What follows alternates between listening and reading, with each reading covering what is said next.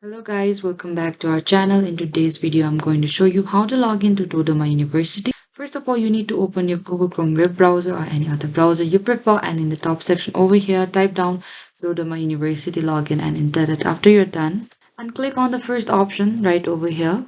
And after that, we could see we just landed to the Dodoma University official homepage, and in the top right corner, there's this login option. Click on that and you'll get into an interface like this where you are required with the username and your password in order to sign in.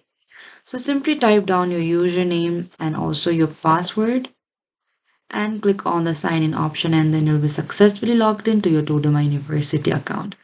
But if you have forgotten your password or lost access to your password, then click on the forgot your password option in order to reset or recover it.